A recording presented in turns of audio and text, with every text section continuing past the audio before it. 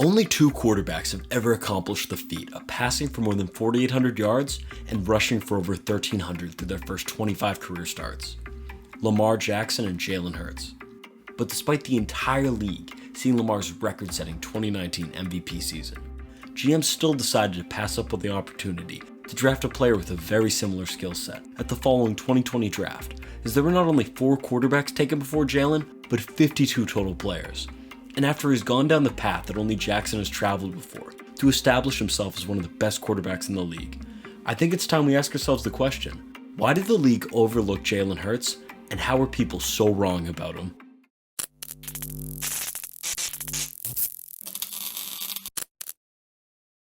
Jalen's journey as a prospect began where a lot of other NFL players do: the University of Alabama. Where as a true freshman in 2016, he won the starting job and instantly took the nation by storm, as after years of us seeing Nick Saban putting pocket passer after pocket passer on the field, Hurts' mobility added another element to the Bama offense that we hadn't seen before. Through a combination of his world-class strength and speed, he carved up and ran past opponents all year, compiling 2,592 yards and 22 touchdowns through the air, and running for another 841 yards and 12 touchdowns, on the way to Bama earning the top seed in the college football playoffs. Unfortunately though, the Crimson Tide season would end in heartbreak, as in the national championship game, Alabama lost in the waning moments to Clemson. It wasn't all doom and gloom though, as they now knew they had their quarterback for the future. Or so they thought. 2017 would start out a lot like 2016 for Jalen. Putting up similar numbers, he threw for 1,940 yards and 15 touchdowns, while rushing for 768 yards and 8 touchdowns, propelling Alabama back to the college football playoffs, where after avenging the previous year's defeat versus Clemson in the first round, Hurts had a chance to cement himself as an all-time great in the Natty against Georgia. But after a brutal start to the game, going 3 of 8 for 21 yards, the Crimson Tide found themselves in a 13-0 hole at half, leading to Nick Saban to make the decision that would change Jalen's career forever, benching him in favor of freshman Tua Tagovailoa. What should have been Jalen's greatest moment ended up being his worst, as Tua stepped in to lead Alabama to a furious comeback, scoring 20 points to tie the game up and send it to overtime, where he would end up throwing his 3rd touchdown of the game. Tua stepping back, loads up, looks long, throws, end zone, touchdown! Alabama! Devonta Smith! Tua had not only just won the national championship for the Tide, but also the starting job, as Jalen would never start another game for them. And after spending 2018 as a backup, he would officially transfer out of the school, due to the quarterback room being too crowded, with himself, Tua, and Mac Jones all there. And with 1 season left to establish himself before the NFL, he ultimately decided to spend it at Oklahoma. Jalen finally pieced it all together in 2019.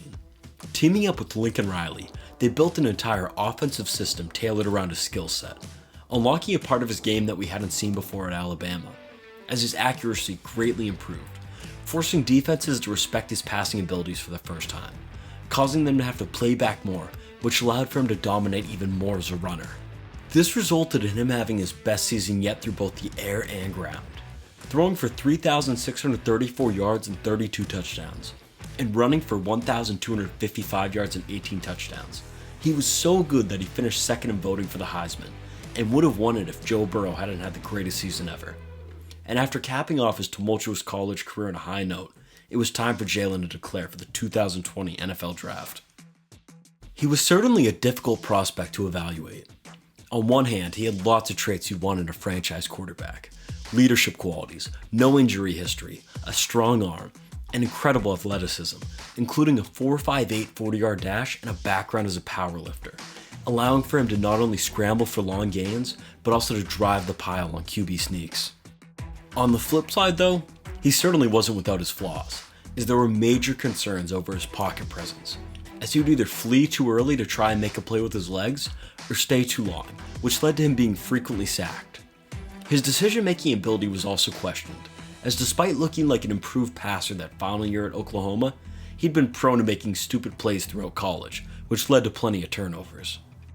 These pros and cons made it tough for scouts to come to a clear consensus on what Jalen was as a player, with pro comparisons ranging all the way from Dak Prescott to Taysom Hill to even Tim Tebow.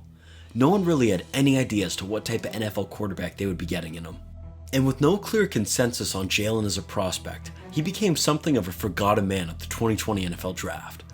As after the elite prospects, including Joe Burrow, Justin Herbert, Tua Tagovailoa, and others came off the board in the top 10, it seems as though the smart thing for a quarterback-needy team to have done would have been to take him.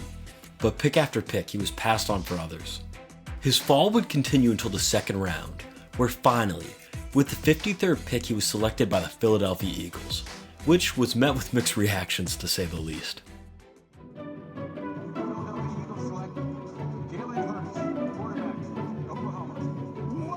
What? Jalen Hurts?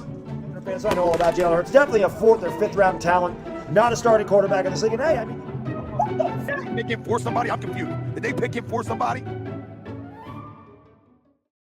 At the time, the selection made no sense. Why take a quarterback when you already have the best one in your franchise's history in the prime of his career? Especially with so many glaring holes throughout the roster that urgently needed to be addressed. The front office and coaching staff did little to calm fans' concerns surrounding the pick, as Doug Peterson explained it by saying they planned to use Jalen as a Taysom Hill type of player, which made even less sense.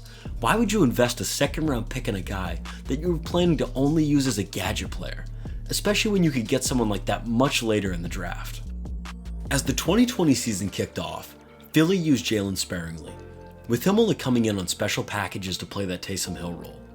That all changed in Week 13 though, when the 3-7-1 Eagles decided to bench struggling starter Carson Wentz after a terrible first half versus the Packers so they could see what they had in their young quarterback. Jalen finally got a shot to do to Wentz what Tua had done to him, and he wasn't going to let this opportunity slip away. For the remaining 4 regular season games, he got the start for the Birds. Making plays with both his arm and legs, the offense looked much better with him in a quarterback. It in fact looked so much better that the front office decided to build around Jalen for the future, trading away their franchise's former savior Carson Wentz and firing Super Bowl winning head coach Doug Peterson in favor of bringing in a new guy to team up with Jalen. And that new coach was Nick Sirianni, who came in and rebuilt the Eagles' offense from the ground up to fit his skill set. He flipped it from a pass-first system in 2020 to a run-first one in 2021, adding in lots of run-pass option plays and implementing the passing concepts Jalen had used at both Oklahoma and Alabama. It was the perfect system for him. After a rocky 2-5 start to the 2021 season, everything clicked and Jalen began to dominate, leading the team to finish with a 9-8 record in his first ever career playoff appearance. It was apparent that Jalen was on the come-up. This offseason, the team traded for wide receiver A.J. Brown, adding to their already stacked offensive core of Devonta Smith, Dallas Goedert, and Miles Sanders. This addition has pushed the Eagles and Hurts over the edge into that elite category, as through 6 games this season, the Eagles are 6-0, and Jalen's been incredible. He's taken a step forward in almost every single traditional and advanced passing statistic while protecting the ball from turnovers and maintaining his dominance on the ground.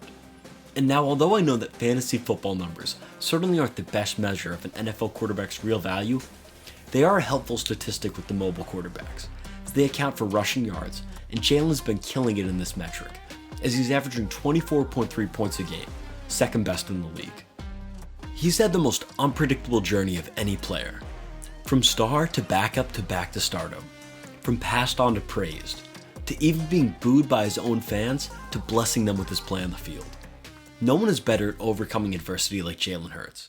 And although he certainly still has lots of detractors who don't believe in his ability to lead the Eagles to the Super Bowl this year, it certainly wouldn't be the first time that he's proved someone wrong.